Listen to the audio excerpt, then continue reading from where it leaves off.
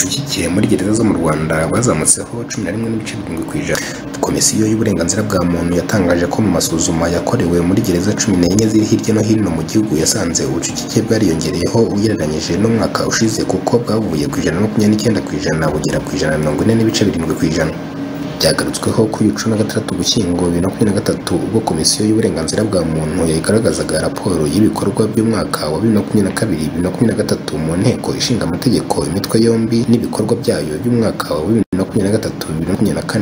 Igenzura rya Komisiyo y'uburenganzira bwa muntu yakoze mu mwaka wa 2022-2023 yasanze gereza zitandukanye zicumbikiye abantu barenga ubushobozi bwazo ku kigereranyo kiri hejuru, ku buryo hari n'izirengeje ubucucike bwa 215%. Komisiyo yagaragaje ko muri gereza ya Musanze ariho hari ubucucike bukabije, hafungiye abantu 4,964 mu gihe ubushobozi bwayo butarengeje kwakira abantu 2,300. Bivuze ko ubucucike bwayo ari 215%.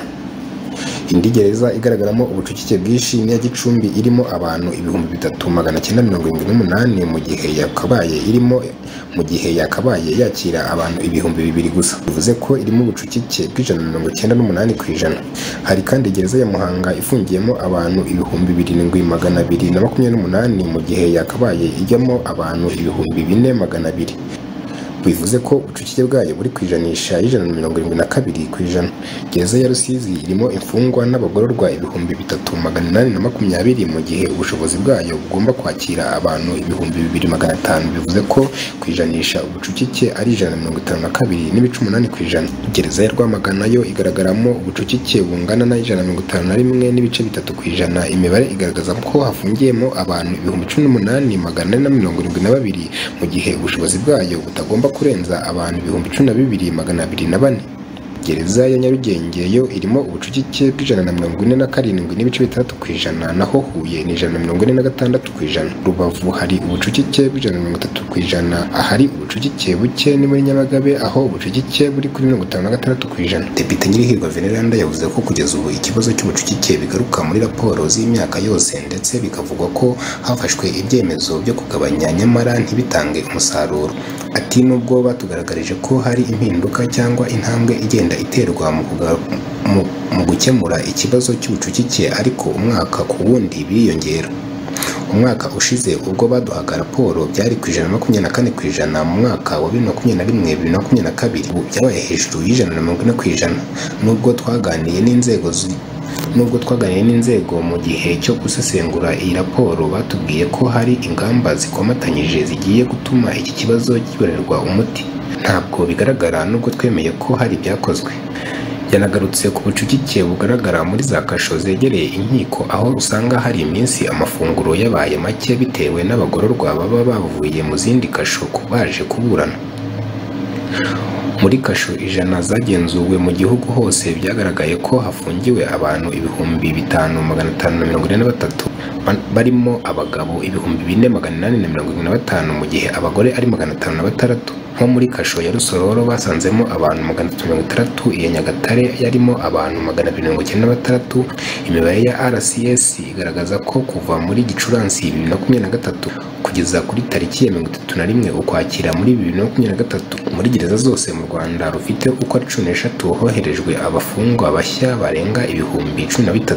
Ni imibare iteye inkeke, kuko nibura ushyize ku mpuzandengo usanga buri kwezi muri gereza mu Rwanda hinjiramo abantu barenga 2,000.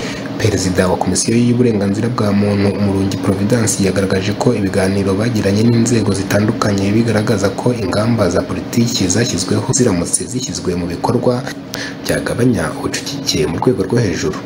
Ati ku byerekeye izindi ngamba zo kugabanya ubucucike, mu biganiro twagiranye n'izindi nzego hari uburyo bwashyizweho bwatangiye gukoreshwa uyu mwaka bwo kwemera icyaha. Imibare irerekana ko bishobora kuzagira icyo bitanga, ku buryo twizera ko abantu nibamara kumva ubu buryo n'itegeko ryari riteganyijwe cyane kwemera ko imirimo y'inyungu rusange isimbura igifungo ubwo amategeko yasohotse, igisigaye ni kuyashyira mu bikorwa, ku buryo komisiyo yizera ko mu mwaka uri imbere iki kibazo kizabonerwa umuti.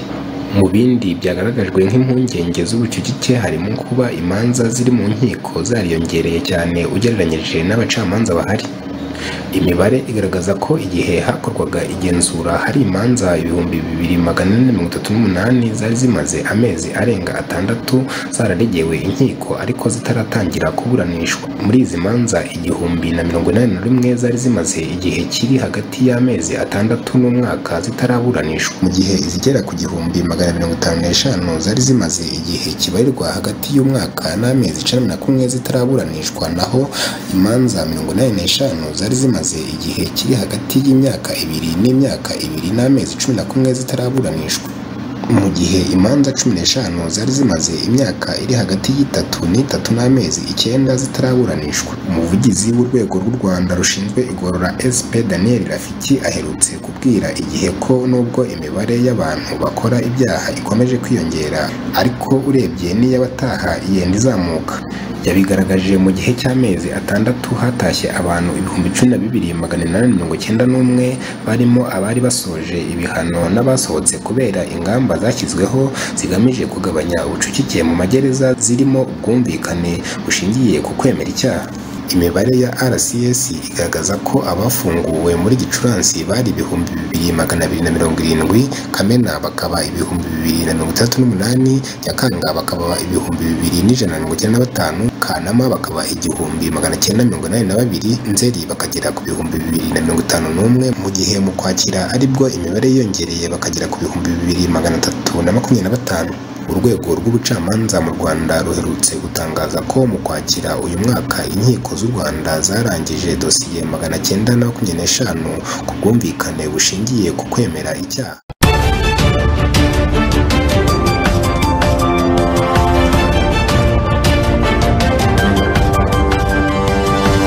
Media